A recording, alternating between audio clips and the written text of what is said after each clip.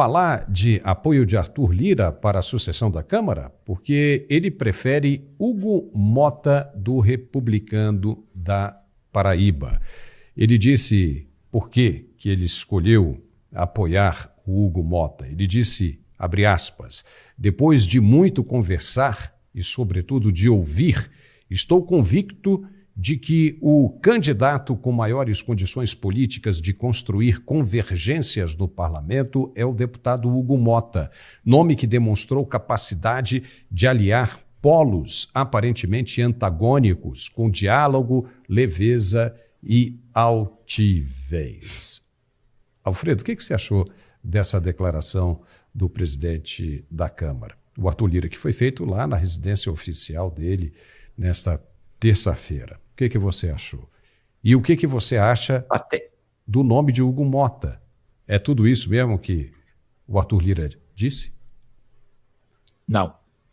Na verdade, eu penso que o Arthur Lira foi patético, como foi patético ao tempo todo. Na verdade, na minha opinião, ele escolheu o Mota e barganhou e pressionou o Mota. Ele deve estar com muitas coisas do Mota na mão, porque o Lira precisa de blindagem quando sair da presidência da Câmara dos Deputados para não ir para a cadeia. É isso que eu quero que as pessoas entendam. O Lira não está em nenhum momento preocupado com nada disso que ele falou. Ele está preocupado apenas e tão somente em ter uma blindagem para fazer o enfrentamento político quando ele vai cair no ostracismo. Lembre-se o que aconteceu com Eduardo Cunha. Eduardo Cunha fez o que fez, quando saiu da presidência foi para o rebolo. Ibsen Pinheiro fez o que fez, quando saiu da presidência foi para o rebolo. O Lira não quer ter esse mesmo futuro. Ele escolheu o Mota, que é o mais sabujo, o mais capacho, mas também o mais leal. O Mota é do baixo clero, lembra um pouco Severino, sem representatividade política, sem uma liderança política. Eu conversei com várias pessoas ontem e hoje, para saber o que elas pensavam sobre o Mota, e todas elas diziam o seguinte: ele foi escolhido porque o Lira confia na lealdade dele e o Lira precisa ser protegido. Entre outras coisas, quem vai comandar a Câmara dos Deputados será o Centrão. A pauta será dominada pelo Centrão, e a pauta do Centrão é uma pauta fisiológica, é uma pauta de transferência de dinheiro via emendas PIX, e é uma pauta contra a sociedade brasileira. Portanto, vocês já viram que já foi para o saco a questão claramente aí da anistia, e outras pautas também irão para o saco. A partir de agora, quem manda escancaradamente no Congresso Nacional é o Centrão, principalmente na Câmara dos Deputados. Essa é uma visão, eu gostaria de ter uma visão mais romântica, Paulo, mas não consigo ter. E o curioso, Alfredo, é que nós estamos agora na reta final, quase, né, na reta final para as eleições de 2026. E ninguém está mais nem aí para absolutamente nada. No anúncio que foi feito ontem pelo Arthur Lira, diretamente lá da residência oficial da presidência da Câmara, em Brasília, sobre o fim, né, vamos chamar assim, não é sobre o fim da anistia, mas, enfim, cancelou praticamente todo o trabalho que estava sendo feito na Comissão de Constituição e Justiça, quando ele resolve tirar isso da CCJ e criar uma nova comissão para recomeçar todo o trabalho de análise do projeto de lei que trata da anistia, né, dos condenados do dia 8 de janeiro de 2023. Ao lado dele, a gente pôde ver ali, lá atrás, como um fiel escudeiro, né, fazendo corpo papagaio de pirata ali, o Hugo Mota. Estava lá, entendeu?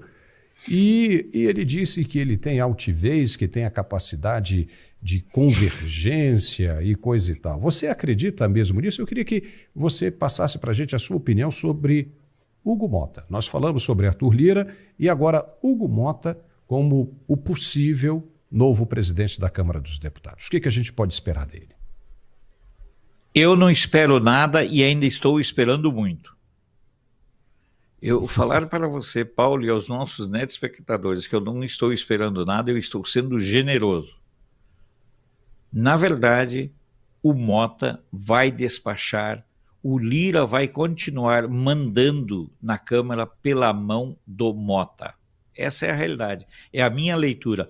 O Mota não tem relevância, o Mota não tem peso político. O Mota não tem uma fotografia política. Você pode não gostar do Lira, eu não gosto dele, mas o Lira é um cara que tem um peso político. O Mota não tem. O Mota, a assunção do Mota, a presidência, foi uma barganha entre Kassab, Lula e todos esses grupos mais perversos da política nacional. Eu não tenho nenhuma expectativa em relação ao Mota, e eu dizendo que eu não tenho nenhuma, como eu disse antes, Paulo, ainda estou sendo muito generoso. Além de Hugo Mota, que é do Republicanos, lá da Paraíba, nós temos também o Elmar Nascimento, que era um possível candidato à presidência da Câmara, ele que é do partido União da Bahia, e Antônio Brito, do PSD da Bahia, de Kassab. Então a gente vê que o Centrão está aí, né? Está mandando nisso aí, ou seja, por onde você olha, tem o dedo do Centrão nessa história. A pergunta é, em 2026, há uma renovação de toda essa legislatura. Se, levando em consideração que você esteja correto na sua análise, Alfredo Bessoff, se o Arthur Lira quer permanecer por trás de Hugo Mota, fazendo ele como o seu sucessor. Como é que fica se o Arthur Lira não é eleito em 2026? Ele deve ter motivos de sobra para estar preocupado, né? Eu não acredito que o Lira não consiga não ser eleito, Paulo. Por quê, Alfredo? O Lira, inclusive, deve... Oi? Por quê que você não acredita? Eu não acredito, porque eu acredito que o Lira venha como candidato, de repente, até para o Senado, Paulo.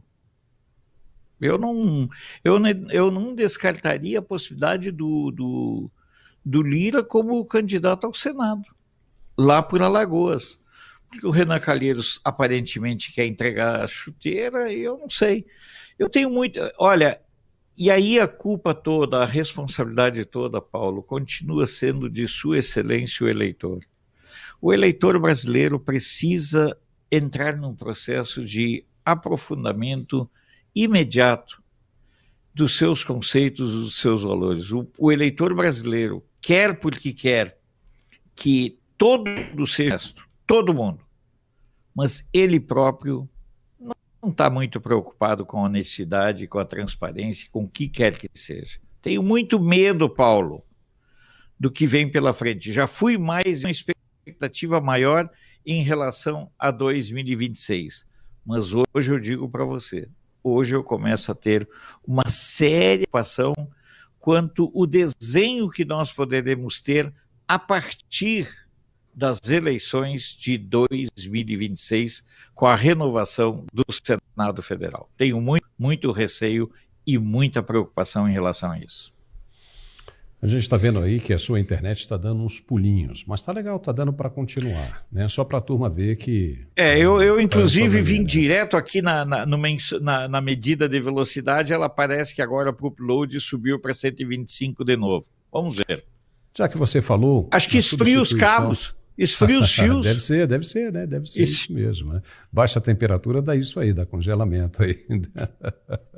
Mas como você estava dizendo, Alfredo, no Senado a gente tem aí, né, quase que a mesma situação, né? Pelo que a gente vê, todo esse clima parece que está perfeitamente alinhado, tanto na Câmara quanto no Senado, para dar continuidade ao que vem sendo feito nas duas casas na atualidade.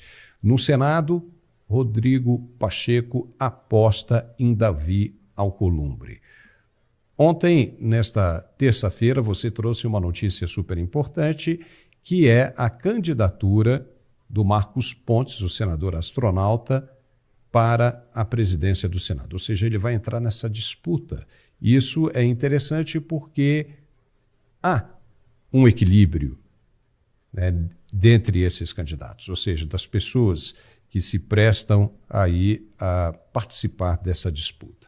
Davi Alcolumbre tem alguma resistência, ou seja, existe alguma resistência por parte dos senadores que não gostam, né, dele por causa da sua última passagem pela a presidência do Senado. Mas a gente traz um possível, né, candidato, aliás, possível não, porque você já disse que ele confirmou, e é isso aí, mas um candidato interessante para a gente analisar, que é o senador astronauta.